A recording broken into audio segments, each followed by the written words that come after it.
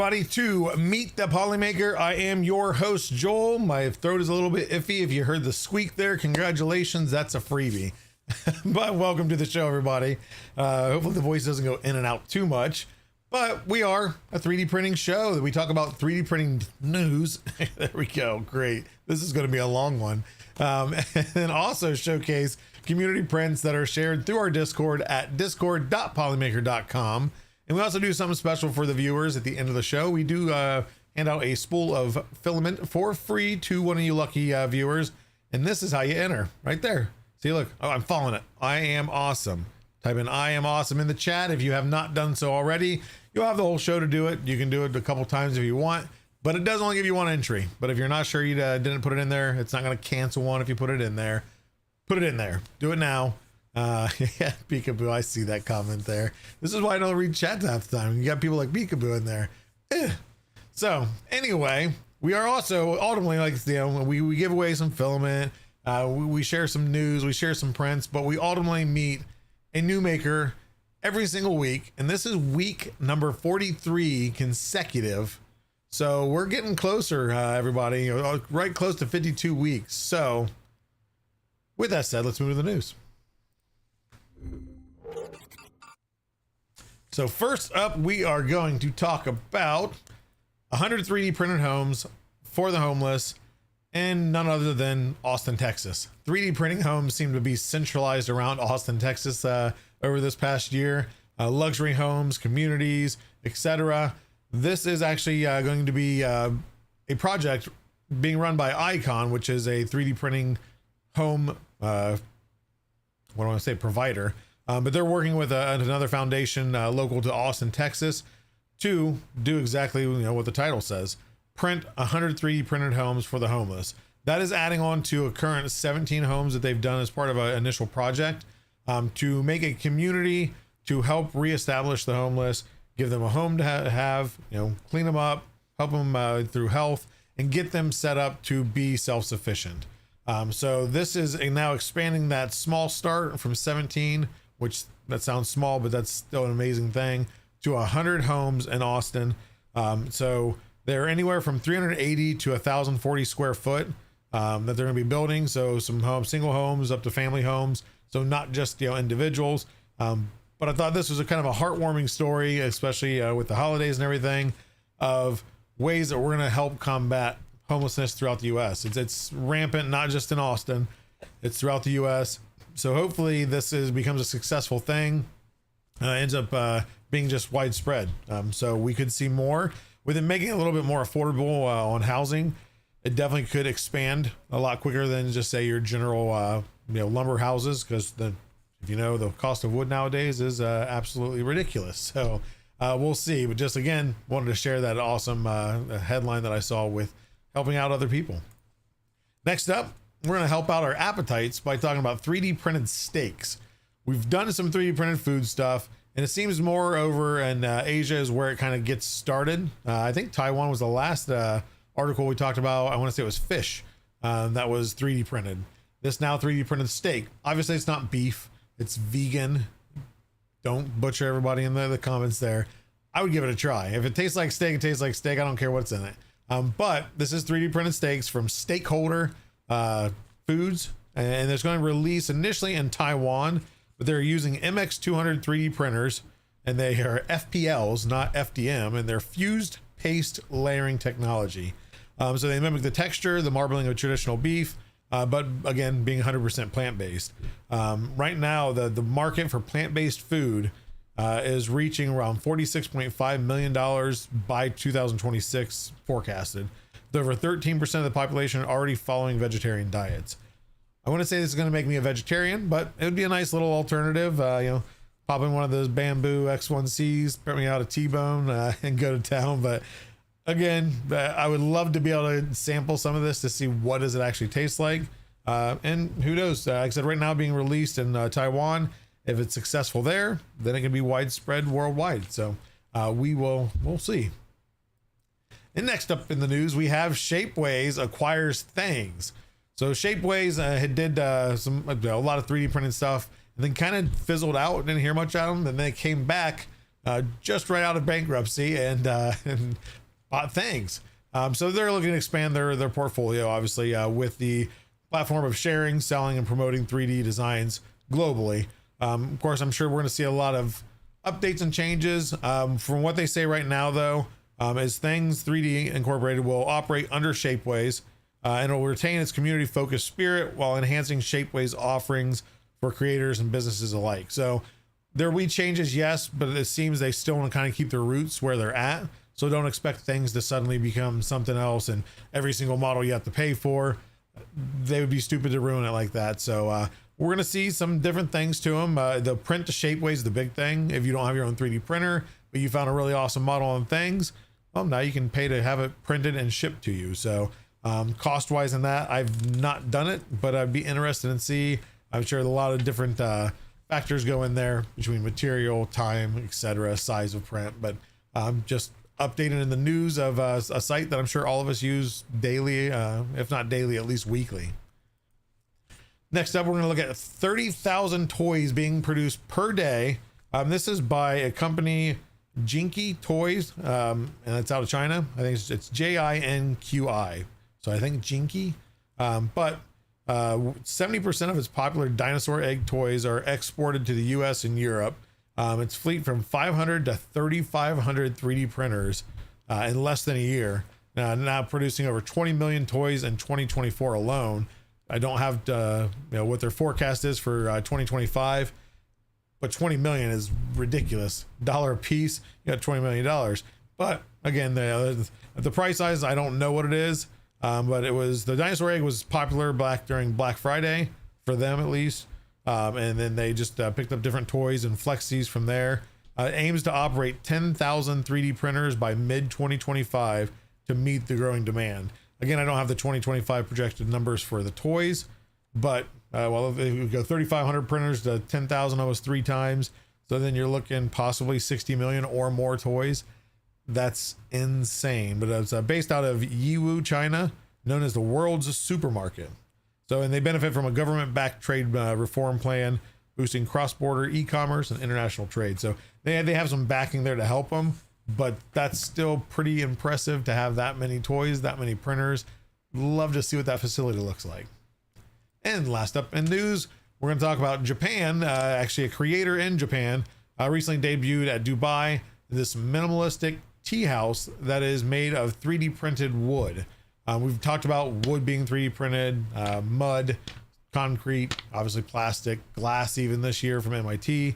But this one is wood. And what's awesome about this is, can't really tell in the picture, it's using a special Japanese joinery technique. So there's no adhesive, no nails needed. It's all, might as well say press fit. I don't know if it's like dovetails or there's special type of different connections, but all put together, 3D printed, and no adhesive, no nails. So, and then just whether that tea house would work here in the US, Starbucks could maybe adapt them into little cubicles inside their stores. Who knows? But I thought it was just cool because, again, it's using a different material than we're used to, and it's using no adhesives, no nails. It is just that material. So ideally, it's going to be somewhat recyclable.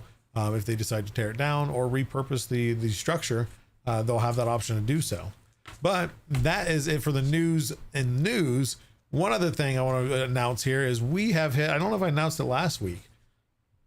Maybe not. We're at 10,000, over 10,000. We're at 10,300 members on Discord. So I want to thank you all for that. That is an amazing feat. We're going to just completely destroy those numbers next year. The community has stayed positive, has been helpful, knowledgeable, and has built an amazing thing. It's you guys. I'm there to hang out the hangouts and talk and chit chat and help as I can. But really, in the end, it's every one of you that are watching, that are part of our Discord. You've made that happen. Planning something special. I won't give any details yet, but just stay tuned. Watch the announcement in Discord. Watch on Twitter. I'll kind of put it through all the socials once we have it. But just wanted to say a quick thank you, and we'll move on to the print highlights of the week. And first up, we're going to see a print done by 3D Medic Vince. This is the fire hydrant clock by Robert Crow on Maker World. It's available for free, and it uses the 011 kit from Bamboo. So if you want to build this yourself, you can do so. That clock kit is not very expensive. This was cool because he had a little edit there with his chief that he knew, I believe was retiring. So he made it as a retirement gift. So just a cool print, and the gold looks awesome. Next up, we have Daddy Wazzy, who has printed a bonsai tree, and I don't know who it's from. And I don't know if I got a response. He may have replied, but I don't know. Either way, if Daddy Wazzy, you're watching, you want to link wherever you got this from? I thought it was a very cool print. Bonsai trees. I used to actually have my own real bonsai tree. This one would definitely live a lot longer with me not having to water it. But I'm not sure where it's available at or who it's from, but just a good print overall. So thanks for sharing. Next up, we have a print that also is not available currently anywhere. It's getting, we'll say, fine-tuned, but this is a design and print by Layer, who's often in our Discord. And this is Frosta the Snowman. You can't see in this picture, of course, he's got the icicle teeth, but he's also got spikes in the back, which turned out awesome on the filament that he used. But this is one of the creations of, he's part of a group that kind of, not practice Nomad, but kind of teach themselves Nomad and help each other as a group and kind of, push each other to do more things and become more knowledgeable in the program. And seeing every week or 2 weeks that they do a new design, it's crazy to see how well these guys have done. Oh, he did reply. I just didn't check it. So there you go. Maker World, Daddy Wazzy just posted in chat for the bonsai tree in the previous share. So there's that if you guys want it. And then this, like I said, this model not currently available. But if you follow Layer by Layer on things.com, if he once he fixes it up and makes it a little bit more printable, easier, then it'll be available there, I'm sure. And next up, we have a print by Stephen Andrew. It's the Willys Jeep, and this is designed by Sorpix, available in Maker World. And the color, I can't remember what he used. I think Army Green is just perfect color. Found out too is it's always cool to see when people print things to kind of just put on a shelf and look good. But even more when they just little details. So he did print the tires out of TPU with 0% infill, so they're realistic. They have some squish to them. So it's just awesome the details that we can add. They might not ever be seen or noticed, but they're there, and we know, hey, this is kind of a little bit extra notch in the belt. But last but not least, we have Tracksman 25, and there was one earlier by Frank and B. They both kind of went with each other on building one of these each. This is Tracksman's print. Frank and B's is the same 6 foot tall Santa or Christmas Jack Skellington, designed by Yosh Studios. Available on yoshstudios.com, I believe it is, or on his Patreon. And of course, this is in pieces. These were printed on an Ender 5 Plus mostly, and then all joined. I think he's got a metal rod for support in the center.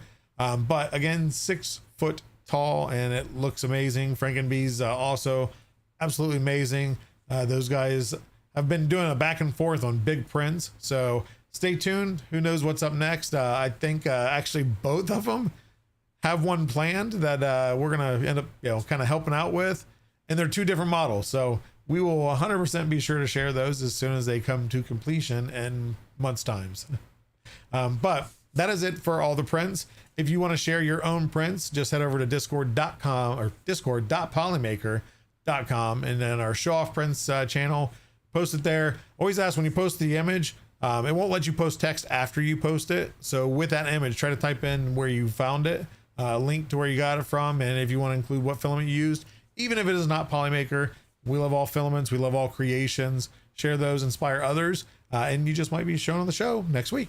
So with that said, I say with that said a lot. That should be another that I should have a counter for. But anyway, we're going to break for commercials, and when we do return, we're going to talk to our latest maker of the week. So stay tuned. And disregard, I have time to remove the Christmas commercial, so just ignore that it's there.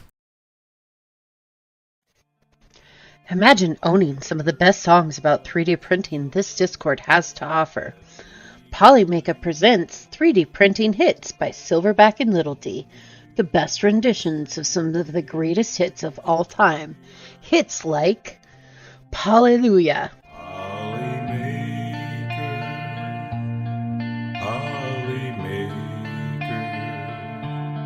Holly Smooth Criminal, All That She Wants Is Another Printer, Print Away, There you go, print away. Still the TD1. All about that bag, no stabbies. And Polyman. It's a file tonight. We're all in the mood to see it extrude, 'cause you've got your printer tuned right. Reserve your CD today with a special TV offer by going to polymaker.com and paying $39.99. Have your credit card ready. Seriously though, this music was a joke. Go buy some Polymaker. This is Polymax PLA, the toughest PLA in the world, and today we're gonna put that to the test. I printed this very mechanical model and we're gonna drop it from the 12th floor. You heard me well, the 12th floor. Let's go!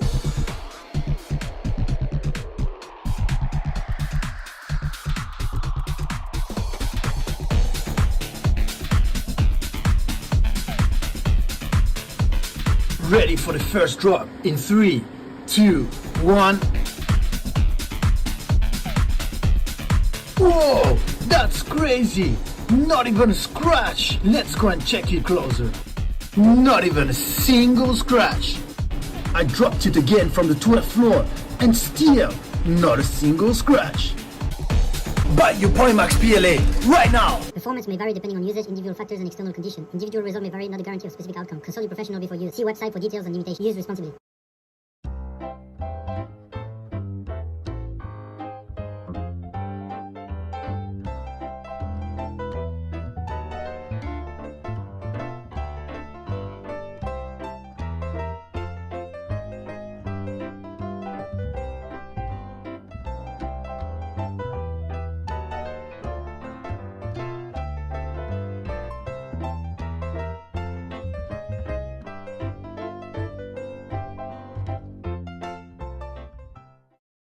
Have you had bad customer service with your filament provider?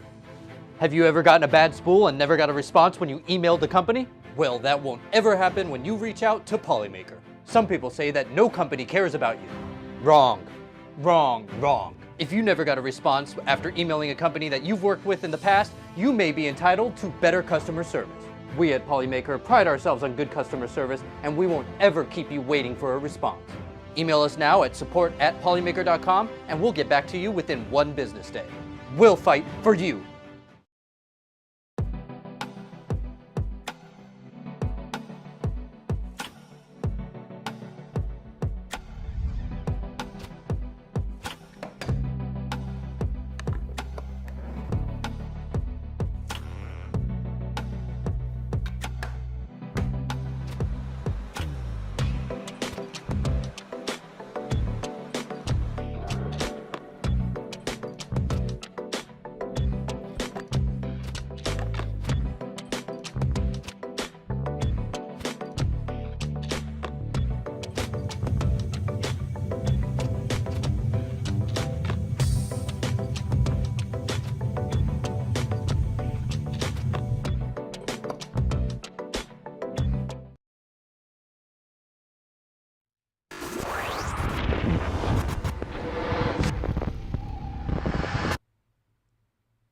And welcome back to the show. I hope you enjoyed those commercials, and I tried to clear my throat before this started, but those commercials are actually submitted by some of us, Nick internally, Sean, of course, and community members. So if you have an idea for a fun commercial, doesn't have to be high production, it's more just kind of the fun of things. If you have a fun commercial you want to try to submit, if it is used in the show, you do receive $100 in Polymaker filament. So head to commercials, which I need to update the rules in there. I just remembered I didn't do that. There's if anything, actually just message me on Discord, Polymaker Joel. If you have a submission you want to pass by me, or email me at joel.finn, that's FINN, at polymaker.com with any submission. Just in the subject line, put meet the Polymaker commercial submission. And if your commercial is displayed on the show, you win some filament. So have fun with it. Don't take it super serious, as we obviously didn't either. But with that said, we're not here to talk commercials now. We're here to talk to a new maker. In this one, you have possibly, especially with the holidays, I know there's been a lot influx in models in the holidays, but you've either probably seen his name pass across on things, or you've downloaded and printed one of his models. If not, you're going to meet him anyway. Seems like a pretty cool guy, and I'll figure that out here in just a minute. Let's meet Bearded Printer. How's it going? Hey, how you doing, Joel? Not too bad. Thanks for coming on the show. Thank you. So now we got audio, so I think everything's all working on my end, so that's great. For those that don't know who you are or haven't ran across you yet or any of your models, who are you and what do you do? I'm Eric, aka Bearded Printer. I like doing the things and accomplishing the stuff. I enjoy designing a variety of things. I got started designing print-in-place articulated stuff, and I've kind of transitioned to designing a lot of different stuff. My recent models, there's a couple back there, the cozy cabin and the huge house, and I've done some clocks that I haven't uploaded yet. But yeah, so I'm starting to get into more functional stuff as well. There you go. So now that we reverse back to getting into 3D printing, how long have you been into 3D printing, and when did you start? So I guess that depends on how you define into 3D printing. I got my first 3D printer roughly 8 years ago. It was the ANET A8, and that's because I'm a cheapo. I think we all start out as cheap as we can. Yeah, exactly. I was a cheapo, but I didn't really start getting into it until I got my latest 3D printer, which was the Elegoo Neptune 4 Pro. When I saw the quality that thing can pump out, I was like, oh, this is awesome. 3D printing is actually good. So that's when I started really getting into designing my own stuff. It's actually funny. I grew up kind of being more of a frugal person, so that meant doing a lot of things myself, doing a lot of DIY stuff. And when I first got the printer, the idea of being able to fabricate my own brackets and adapters and tools kind of appealed to me. So that's why I got a printer. But being a cheapo, I searched for the cheapest out there, and the fact that I built it myself was also a plus factor to me. So I was like, oh, cool, A8, let's go. Let's do it. Yeah, but the problem with me is I don't do a lot of research personally, and a lot of times I'll just go straight in without Googling anything. And even up until last year, I didn't YouTube a lot of 3D printing stuff. So when I built it, I didn't know about bed leveling or anything. I didn't know how it would work, but I was like, okay, it's built, let's go. So I hit print, and of course the nozzle started digging right into the bed, and I was like, is this supposed to do that? Yeah. Yep. And me being the me, I didn't immediately Google, like, what's it supposed to be? I sat there and stared at it for like good 30 seconds, like, I don't think it's supposed to do that. And for those who don't know, the ANET A8 doesn't have a pause button. You either shut it off or it just keeps going. So I eventually shut it off, and that's when I was like, okay, so I figured things out on my own. So yeah, that was my first adventures with the ANET A8. Fast forward 7 years later, I was printing on and off. I designed some stuff in Tinkercad, some tools and stuff. But just one day I was printing something fun. It was a bunch of gears, and I walk into the room and it's printing in air. And for those who have filament runout sensors, who have never had a printer without one, you don't know what you're missing. So the filament had run out on it, and the printer is slow. So not only did I have to start over a 24-hour print for something simple, it's not even a helmet, but I had to feed in new filament, and that extruder is so finicky that if the filament end wasn't bent just right, there's a little gap between the extruder and the nozzle inside the hot end. Get past it. Yeah, and it would just go out the side. And so sometimes I'd have to take off the fan, the cooling fan, and just kind of feed it in there. And it was like a 10-minute process just to feed new filament in there. So not only was I upset that I had to restart the print, but I had to put new filament in there. And that was the straw that broke the camel's back. I shut it off, and I just walked away. I didn't even clean the build plate. I was like, I'm done. Graveyard you go. Yeah. Anyway, I think it was maybe a month or two later, Linus Media Group did a short circuit on the Neptune 4 Pro. And Dan hosted that short circuit. And as soon as he mentioned the filament runout sensor, I was like, sold. that's mine. I need it. But at this point, I started to get a little smarter, started researching things. And that's when I did last year, 2023. I didn't even know Bamboo Lab existed. I didn't know Soval. Didn't know about Voron. I didn't know about King Rune. I think the only companies I knew about were Prusa and Creality, because those were the two main ones that were pretty big, And DIY. You happen to run across it on Linus Tech Tips. Yeah, and because it just happened to be a short circuit, I was like, I wonder what's out there. So I'm learning about all these printers and all these features that are now just streamlined. Everyone has these. I'm like, why have I been living under a rock? I've been dealing with this printer for 7 years. I could have been done with it. And so I didn't immediately buy the Neptune 4 Pro. I did my research. I narrowed it down between the SVO7 from Soval or the Neptune 4 Pro, and eventually purchased the Neptune 4 Pro. I also have the SVO7 I got later, but it was quite the journey getting into it. And then after I got the Neptune 4 Pro set up, got the initial calibrations done, I sent the little Buddha to print, and as soon as it started,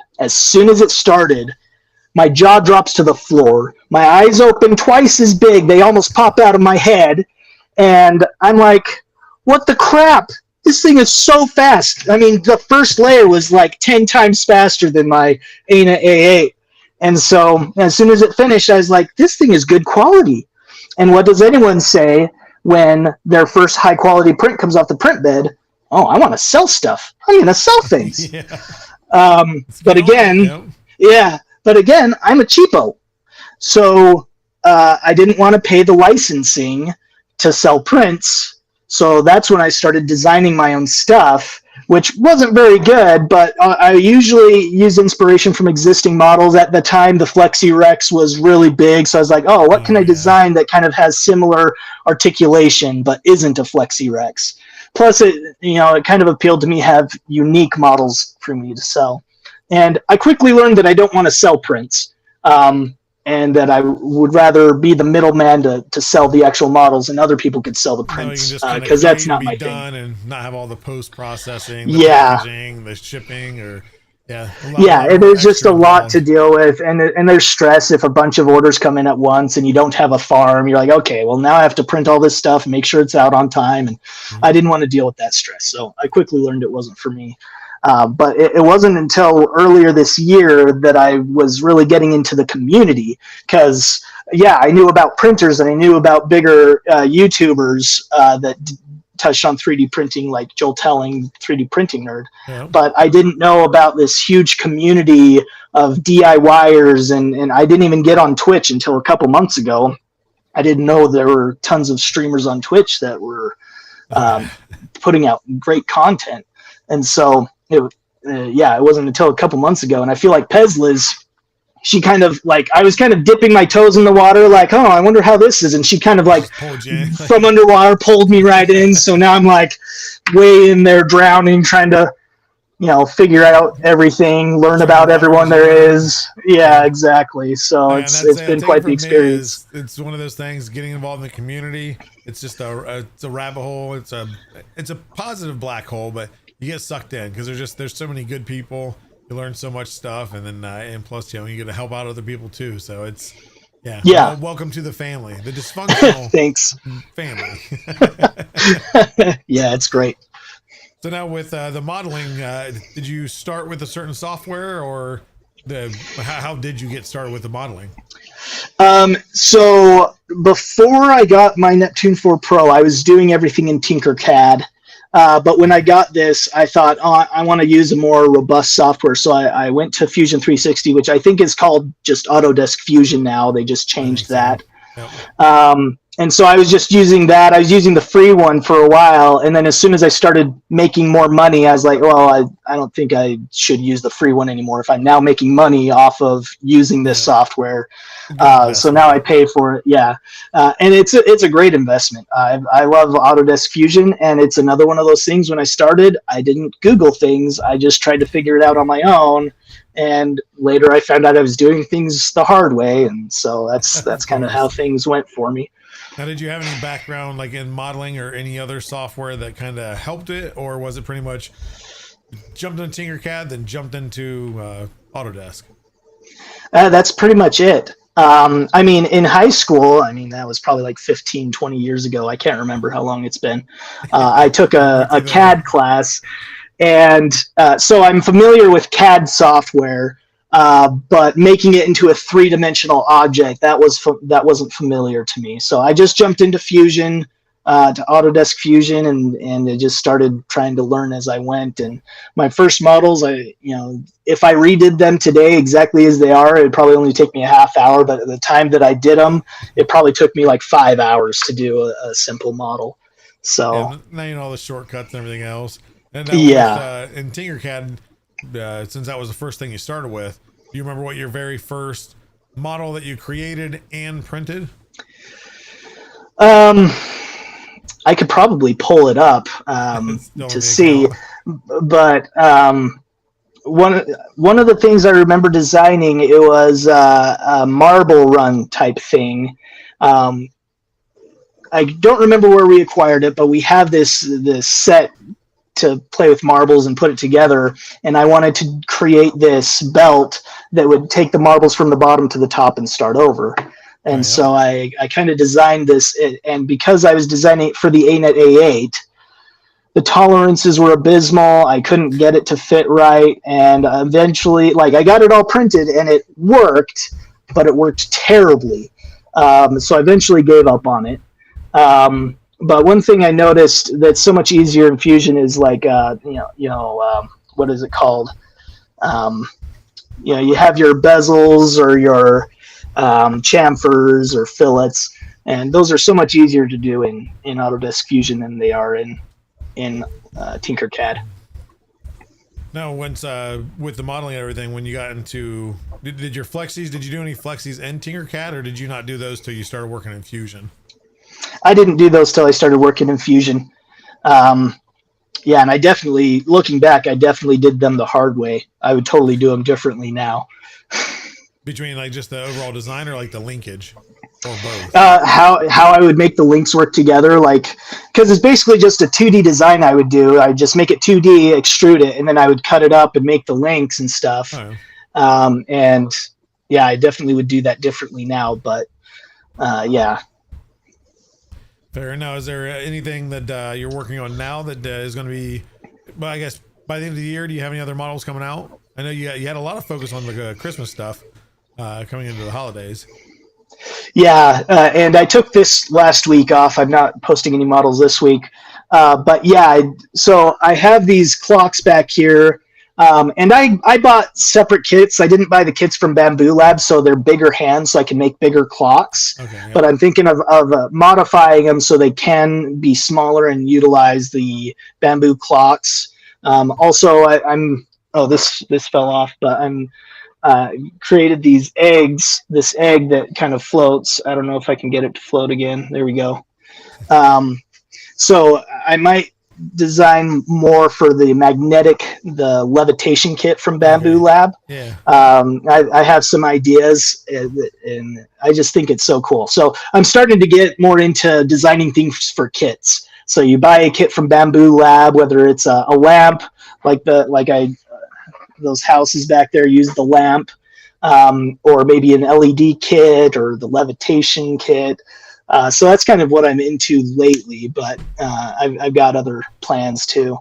And that's, I think, is something cool that Bamboo is doing, is how they have those kits available, and you can build your model around them, and it's readily available and pretty cheap, rather than having to try to source out clock hands from Amazon, bolts and pieces from AliExpress. So I think I've seen a lot of people move into those. And now with your back catalog, what you've had and everything, do you seem, from what I could tell, is you like to do a lot of theme stuff when it comes around the holidays? Because I think I've seen some Halloween stuff. I don't know if there's some Thanksgiving stuff and Christmas stuff. Did you always try to kind of meet a theme or holiday, or even whatever is memeing through the internet at the time?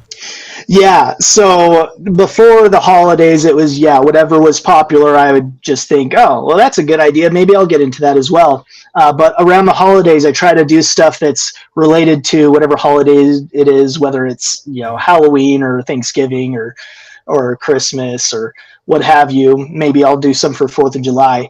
But I feel like that kind of gets better reception from the community because they're already looking for models that are related to whatever holiday. Yeah. So I'm thinking of making it a yearly tradition where every year towards Christmas, I'll come out with a few more houses or buildings that, and people can slowly accumulate and make their own little Christmas village. Oh yeah, people love the decor. Anything they can put on a shelf or give to mom, give to grandma. So yeah, there's tons of awesome ideas there.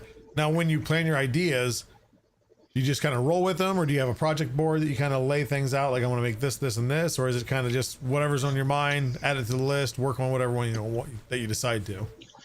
So it's kind of a mix of both, actually. So I have a whiteboard right here, and it just has a list of ideas of things that I can create. And sometimes my wife will come over and be like, oh, you should design something like this, and then we'll write it on the board. But sometimes I'll just have an itch where I'll be like, oh, that seems like it'd be something really cool to design. And so I'll just drop everything and just do that rather than do the next thing that's on the list. Because it's much more fun if you do something that kind of speaks to you. If you're just designing, going through the phases, and you're like, oh, I guess I have to do this next, it's just not as fun. But if something speaks to you and you just really want to do it, it's a lot easier to get into it. Sometimes I'll be way up in the night designing something. And this kit with the floating egg was one of them, where I was planning on doing my next house, maybe pump it out just before Christmas. But I'm like, well, it's too close to Christmas. People most likely wouldn't print it before then. Yeah. This kit just came in. I'm gonna design something for it. And the same thing happened with the lighthouse that's back there. It's hard to point because everything's mixed up for me. Yeah. But yeah, the lighthouse, I was thinking of the next building, and as soon as the lighthouse came to mind, I was like, oh, that's what I'm going to do. So I feel like it's really important to have fun with whatever you're doing. Rather than have a list and just stick to that list, you have to have fun. Otherwise, it's just a boring job, and you just start to hate what you do. Yeah, it becomes tedious. Yeah, and I've of course interviewed a lot of modelers, designers on the show, and that's one thing I always say is, and this goes with any work, not just modeling, is if you have a passion for it and there's passion involved, it comes out in the design and the model and the work that you're producing.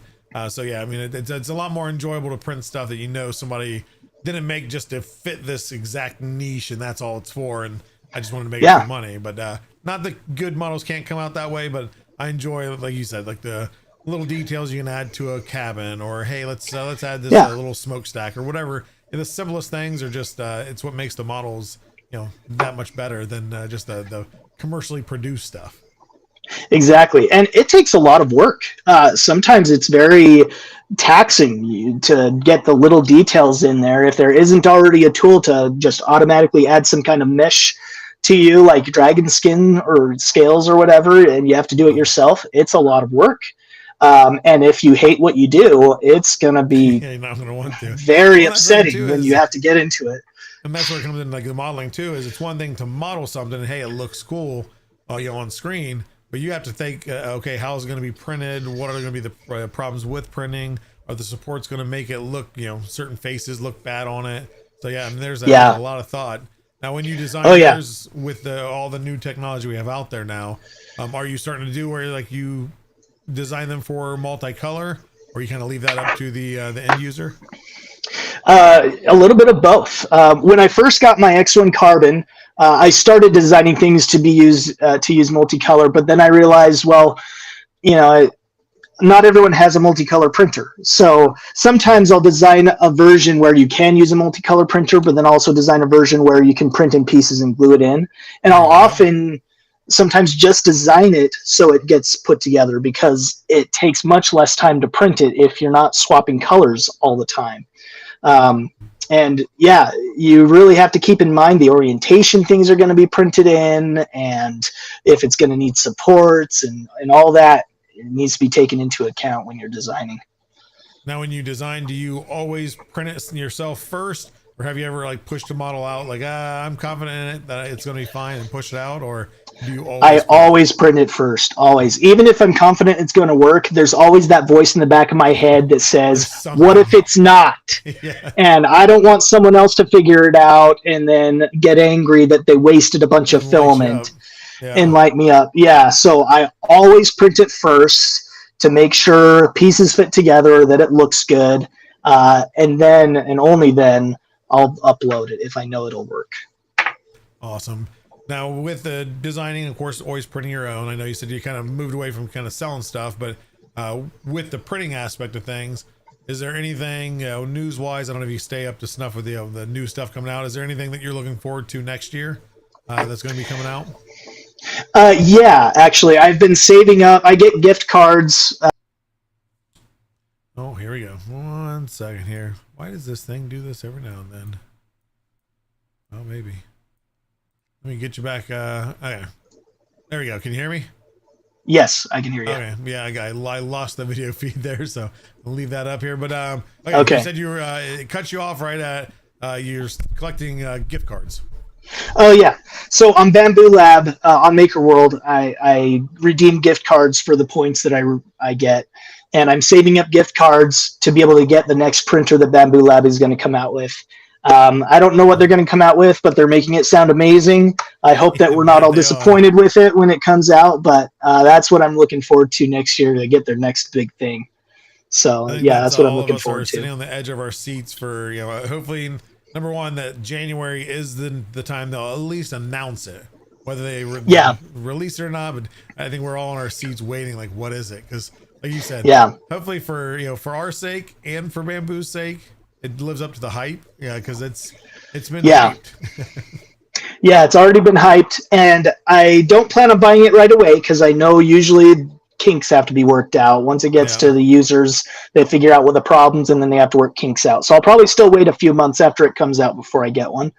So it might be mid to late next year that I get it, but I'm looking forward to it.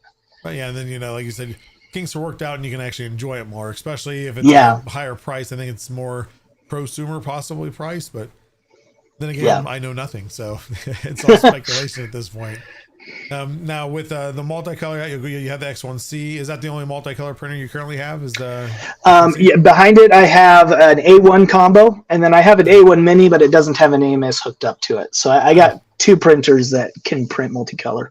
Now, other than just your own models, do you find yourself printing a lot of multicolor models, or is it more just testing for your own? Usually it's just testing for my own. Sometimes my wife will send me a model and say, "Hey, can I have this?" And I'll be like, "Yeah, sure." And then I'll print it up for her. Sometimes she asks me to print multiple of one of my models, but sometimes she'll find something on printables or something. And I'm happy to even purchase models from other designers and support them, because it's been a great community to receive support and to give support as well. Oh, absolutely. Yeah. And then, which I'm going to ask a few more questions here, but if you guys, your audio mix is quiet and guest is loud. Schmidt Tech, I gotta fix that. It's hopefully everybody hears me. I just read a comment there, but if anybody has any community questions for Eric or Bearded Printer, make sure to ask, and I'll kind of scroll through here in just a little bit, and we'll ask them some community questions. But where we left off at on the multicolor stuff is so of course you have your own. Would you say that you print more of your own stuff, obviously for mostly testing, or do you print more of miscellaneous other things? Like, what do you find yourself printing these days, mostly? It's a little bit of a mix, honestly. Sometimes if I'm designing something, I'll have multiple printers going at the same time to print all the parts that I might need.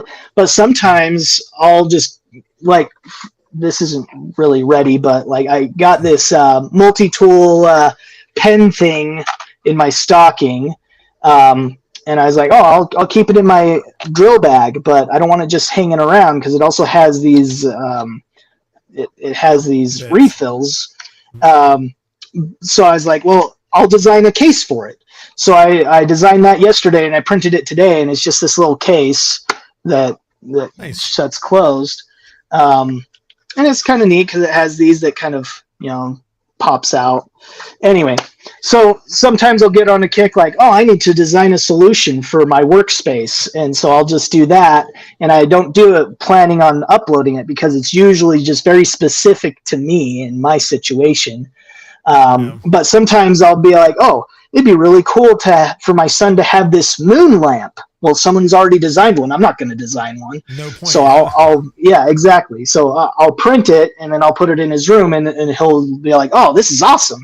Or I'll print some cars for my kids, like from Fix'em Dude. I print a lot of his cars because he makes some great cars. Oh, absolutely. Yep.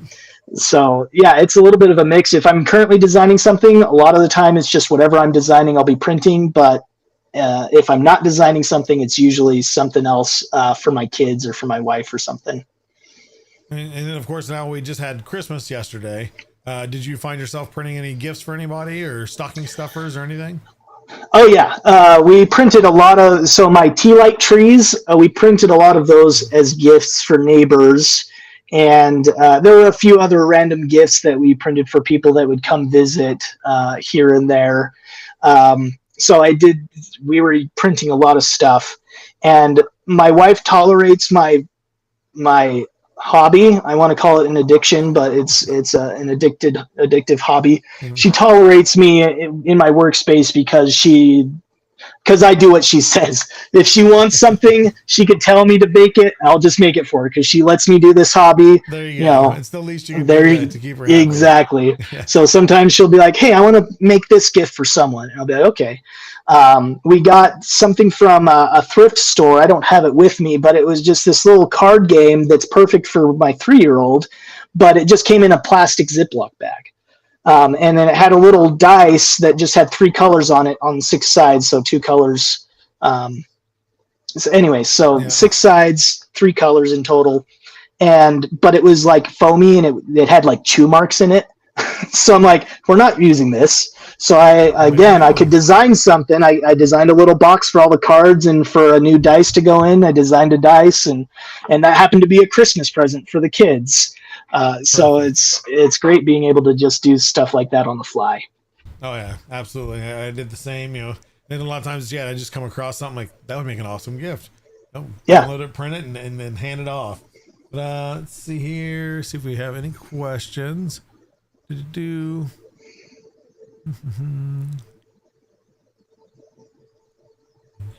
through. Little John Original asks, are you the secret love child of Nero 3D and Steve Builds? It's the beard, isn't it? Sure that dynamic would work, but it's a question, I guess. Oh, you'd have to ask them. I don't know. Which here, I'll get on that real quick. So, bearded printer, was the name created through obvious reasons? Yeah. So sometimes I just get an idea and think, oh, that'll be good. And then I just roll with it. Sometimes not a lot of thought goes into my decisions. Sometimes that works for the better. Sometimes not so much. Bearded printer just seems like it fit well. The namespace was available. I was able to get the beardedprinter.com, which I'm not maintaining very well, but I have it. It's there. Yeah, it's there. And same with all the handles from Fangs, Printables, Colts 3D. I was able to use that same name everywhere. So I was like, perfect. We'll just use that. That works. Yep. Very creative. I have a beard. I print stuff. Put two and two together. Something we've noticed. I think actually, of course, talking with Teslas is, I think even early on, a year ago maybe, is we've noticed that I would say, I don't know the real number, but we're going to say 98% of male printers have beards, some type of facial hair, whether it be mustache or beards. It's insane. It's very rare that you see at a Rep Rot festival a fully clean shaven person. So yeah, we'll start a group called the Bearded Printers. There you go. Yep. Dreams Void asks, do you still have the ANET A8 or has it gone to a new home or a graveyard? It has gone to a new home. Regretfully, I sold it before I knew about the fire hazard. So remember, I'm a moron, and I didn't do any Googling. I didn't know anything until last year. So I sold the ANET A8 before I got my new printer, And it wasn't until when I was researching for a new printer that I realized, that's a fire hazard. I hope they're okay. No one's knocked at your door randomly asking for a guest room yet, right? Exactly. No. And there's a friend of mine that he also got an ANET A8, and he sent me a picture of it, and I'm like, don't use it.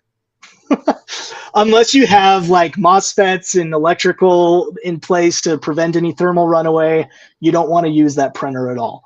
And he's like, oh, well, I guess I'll get rid of it then. I'm like, I hope you didn't pay too much for that thing, because that thing is not worth anything. Hey, as long as it's printing something, right? At least you got your use out of it. Yeah, printing at 15 millimeters per second. I don't know how much you can get out of that. We take for granted how we started and where everything is now. So yeah, exactly. Let's see here. I think that's all we have for community questions. I'll end it here with some rapid fire questions, and then I'll give you the stage to kind of let people know where to find you, etc. But we always ask first, what is your favorite filament color or surface effect? So right now my favorite filament color is the Starlight Neptune from Polymaker, and I'm not just saying it because I'm talking to you, but when that costs us $100. Yes, sponsored. No, so before I had my interview with Peslas, she sent me some Polymaker filament, and one of them was the Starlight Neptune, and I just fell in love with it. It looks fantastic. I recently got Starlight Twilight, and that also is amazing. That's actually what this is printed in. Starlight, Neptune, and Twilight, and they're just beautiful colors. So I have to say Neptune is my favorite right now. Awesome. I agree with you there. Next up is, what is your favorite print that you've ever done? It's usually my most recent. It's usually my most recent. Right now it's this one. But the big house, the huge house is a close second. It's massive and it looks really cool. In fact, I forgot to turn them on, but you guys can imagine what it looked like. It's been behind my head the whole time anyway. Yeah. So you can look at pictures to see. Now, if asking like what model you're most proud of that you've ever created, would it be the same kind of the latest that you've done, or is there a certain one? Yeah, that's like this one. It's usually the latest, but one that I'm particularly proud of that I like a lot is my fat floppy dragon. That's one of my favorites that turned out great, and I'm pretty happy with it. So fat floppy dragon, or my most recent models here. Let's hear. Which we had one more community question come in here. What feature would you like to see included in slicers that isn't already there? Like a non-planar ironing or any other feature, something that you would love to have there. Oh, that's a good question. I know I've run into situations where it would have been nice. So one is with fuzzy skin, there's only like a select few options, whether you just have just external or contour or whatever, I can't remember. But there was a situation where I'm like, I don't want to have to add all these modifiers to manually choose where there isn't fuzzy skin. So I'd want some more flexibility with how that's kind of like a paint on fuzzy skin or something. Yeah, just how it's applied could be improved for sure. There you go. And then we'll go with the last rapid fire question. What would it take for you to shave your beard? That's a good question. A major life change for sure. The last time I shaved my beard was before I got married. And, you know, I had just bought my house and I was doing a lot of yard work. Again, I'm cheapo. I'm a DIYer, so I put in the yard all by myself. So all summer long, I knew I was going to be digging in the dirt, putting in sprinkler system, putting in a fence, putting in a patio. And I knew I was going to have a tan line. So I didn't want a tan line on my cheeks and then be like white. So I shaved my beard off for that summer. I kept it shaved. So when we got married, I would have a shaved face in my pictures and there wouldn't be a weird tan line. Even complexion. Yeah. Yeah. And after that, I grew it back. There have been times where I've cut it shorter, like, I don't know, really clean cut. Like, yeah, I've cut it down, but I've always kind of had facial hair and a beard. So it would take a lot to shave it off and keep it off. Same here. Now that I see pictures of myself without mine, like I've had mine since 2013, pretty much a month after I got married. I decided to grow it out and it just stuck. And there's actually, I've shaved it once since then, and that was because I was trimming and I made a mistake and trimmed it. I didn't have the guard on, and she's like, oh no. My wife comes up, she's like, I can't fix that. I said, I know. So off it all went. It's coming I was off. baby face for a while, and just now looking at pictures, Yeah. like, you look so weird. I was like, what?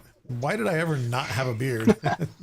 There's one time I made it, so I shaved it off, but I left the mustache, and I looked so bad. Like I looked like a creeper, and I took a picture of Mistakes were myself.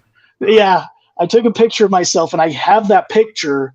And for a Valentine's gift one year, I gave my wife a pair of socks with that face on them, just as a joke. So now she has a pair of socks with my creeper face on it with just a mustache. I mean, it doesn't get better than that, right? Yeah.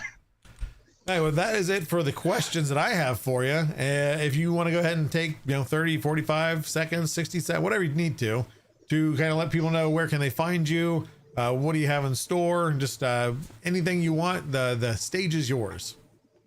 All right. Awesome. So you can find me on Things. That's my main platform I upload to, but I'll also upload to Printables, Maker World, Colts 3D, and even my mini factory. I have some models up there as well. You can find me there. And if you have any questions, you can message me and I'll respond.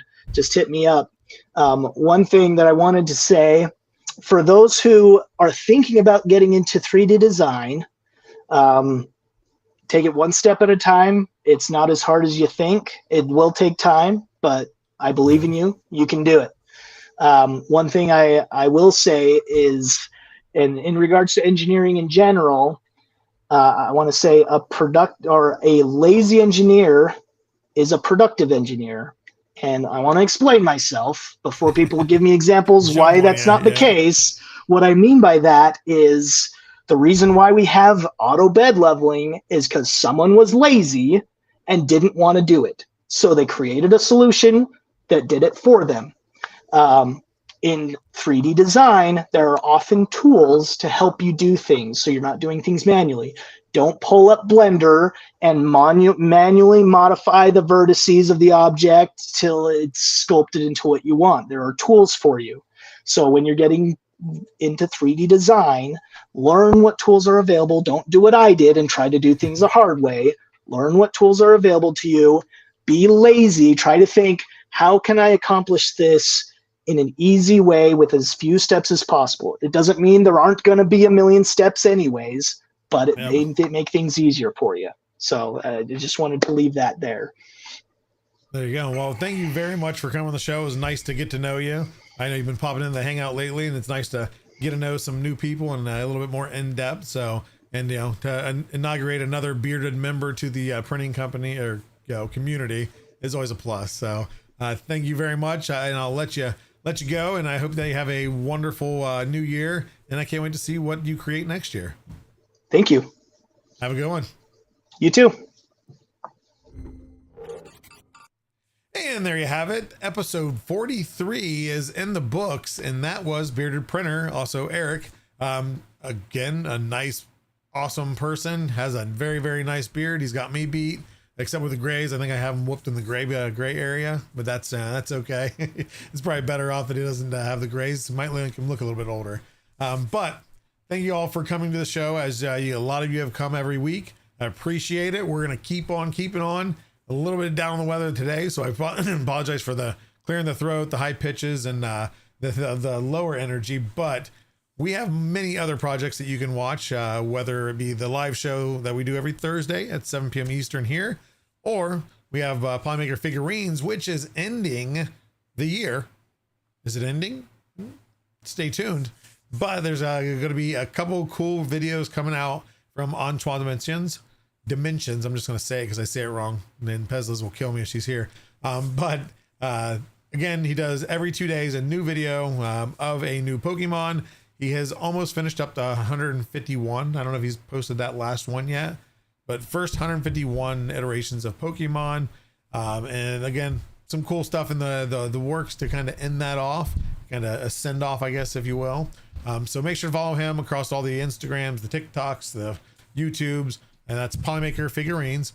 We also have Polymaker Education, that's led by Creatrix Britt, and I will post. Oh, did I not? I had it copied and I had it copied wrong. Here we go. I'm going to put a link in here. There you go, for Polymaker Education, and she does the same kind of format. As she puts out a video, the model then becomes available for download. I didn't mention that for Polymaker figurines, but he does the same. And when a video releases, the model becomes available on Maker World for free to download and print yourself. Polymaker Education does the same, just education based, not Pokemon based. And there's always a little bit of tidbits of information in those videos that Britt does. So definitely go give her a follow. Comment on the videos if you like what you see. If you have any suggestions, she loves hearing from everybody. So definitely go give her some love. And then lastly, we have Pezliz, who does In-Printing Color Show every Wednesday, sponsored by Polymaker, and that is at twitch.tv/Pezliz. And then, like I said, that's every Wednesday, but she also does a handful of other shows and random streams. I think she's waiting for partner, so go show her love if you haven't already. Give her a follow and give that support to just our fellow community. You guys have all made it awesome. But we're gonna get to the giveaway. There we go. I was waiting for it to pop up. Right now, you got time to type in "I am awesome" in chat if you have not already. That's for YouTube. That is for Twitch.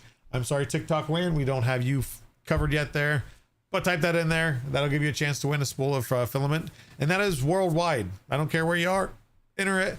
Whether you're Europe, Asia, Antarctica, again, I don't know if we deliver there. I doubt it. So if you're there, I don't know why you're watching the show, but thanks. Anywhere else, like I said, if you guys are wanting to have a chance to win, get that "I am awesome" in there, and we'll do a drawing in just a moment. And while you guys are entering that for the last second here, we'll find somebody to raid out to.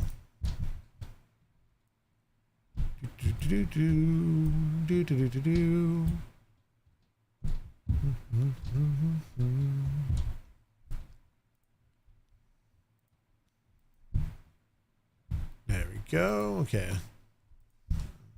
Raid. Okay. Now, I hope everybody's in there, because you better type in "I am awesome," because I'm going to set up a raid, and we're going to raid into Kite Crafter after I do the drawing. We will draw a winner. Except the fact that raid is not spelled R-I-A-D, it's R-A-I-D. Come on now. Pro streamer. Here we go. Okay, so we're set up to raid. Make sure to show your love to Kite Crafter, doing some miniature work, I believe, right now. But right now we're going to focus on this drawing that we are going to do now. So let's see who wins. Who wins? Who wins? Is it YouTube yet? Come on, I'm rooting for YouTube at this point. Artemis Rose _Moon on Twitch. You have won a spool of Polymaker filament, and that is going to be redeemed. Either message me on Discord, Polymaker Joel, or email me at joel.fin@polymaker.com. And again, people, stay tuned. If you're not following us on Twitter or Facebook or in our Discord, discord.polymaker.com. We'll have an announcement soon of something we're going to do to celebrate the 10,000, kind of bring in the new year and 10,000 celebration. So got some things in the works. So stay tuned. I promise we'll be doing something here. But congratulations again, Artemis Rose. I hope to see you all here next week at 7 p.m. Eastern Standard Time. Until then, have a good night, have a good weekend, and have a good week.